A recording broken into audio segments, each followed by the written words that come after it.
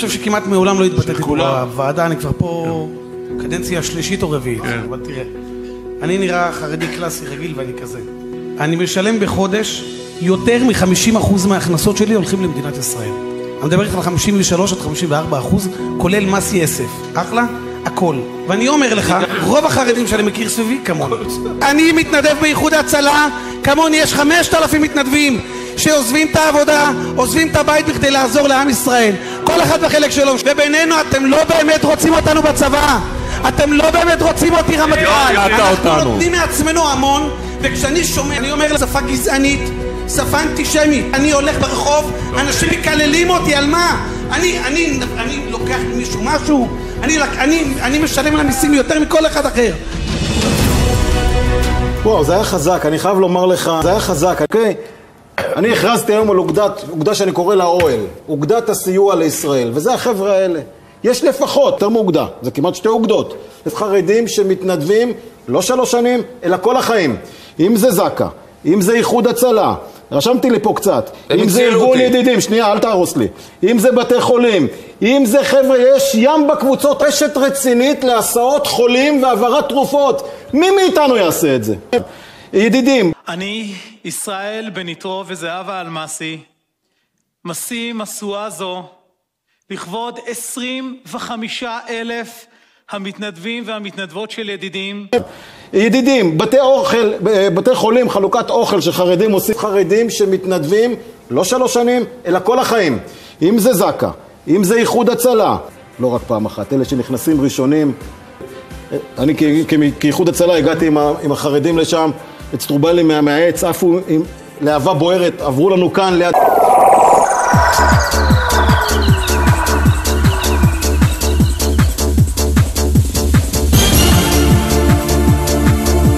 אני צריך לפה, נתן.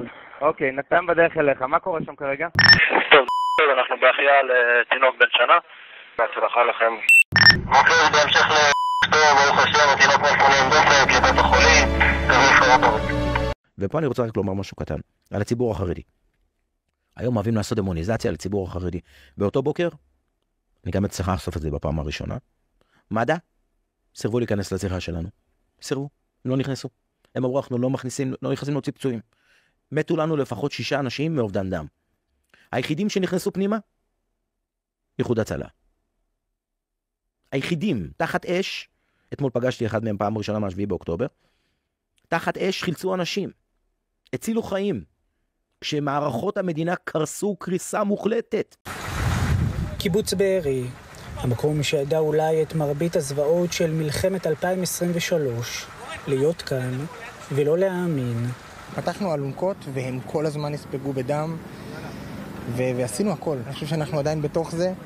אין לנו זמן להוריד את הראש או לנשום, אנחנו חייבים להיות דרוכים כדי לתת את המענה, כי אני לא יודע עוד רגע איפה יצטרכו אותנו. בעזרת הפרמדיקים של איחוד הצלה, אלה שלקחו חלק מן הרגע הראשון בפינוי הגופות והטיפול בפצועים, אנחנו מקבלים את האפשרות להגיע לפה. לא רחוק משם בתים שהוצתו עם אנשים בעודם בחיים, מי שקיוו להינצל, ולא היה מי שהציל אותם.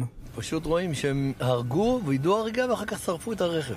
בצה"ל לא הסירו את החשש שמחבלים עדיין מסתתרים פה. כוננים שלנו הגיעו בשעות הראשונות והם עוד הצליחו להציל ולפנות לבתי החולים. פשוט מיסו ונסו.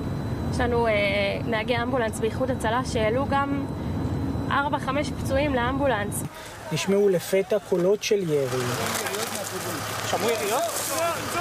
דימום ופצע עמוק שיצרב לכל ישראלי לעד. 2 חבר'ה חרדים מאיחוד הצלה עם וסטים כתומים, אנחנו נתנו מענה באש בזמן שהם יכלו לפזור הזה. איתנו 2 חבר'ה מאיחוד הצלה עם וסטים כתומים, מלאכים שתחת אש התחילו פה טיפול וחילצו אותם לכיוון הזה, ושהצלת חיים זה הזכות הגדולה ביותר שניתן. בדקתם פעם בגוגל מי הרב שהכי הרבה מחפשים? אני אגלה לכם. הרב פירר, כן, החוסית בלז הזה, שברגע זה מלווה בחינם, שמתמודדות עם אתגר רפואי. וסליחה ששכחתי את הרב צ'ולק מבני ברק עם עזר מציון, תחסידי מזקה. רוצים להשיג כיסא גלגלים, ציוד רפואי, תצטרכו לעמוד בתור למשרד ממשלתי כאילו אתם רוצים לחדש דרכון. יד שרה, אאוט, בירוקרטיה, אין.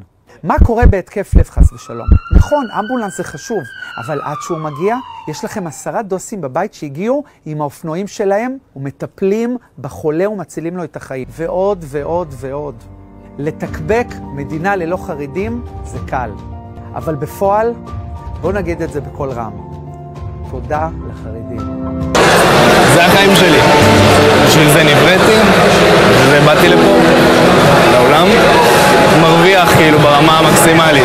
כאילו מבחינתי, למדתי שורה, הצלתי חייל, עוד שורה, הרגתי מחבל, עוד שורה, שחררתי חטוף.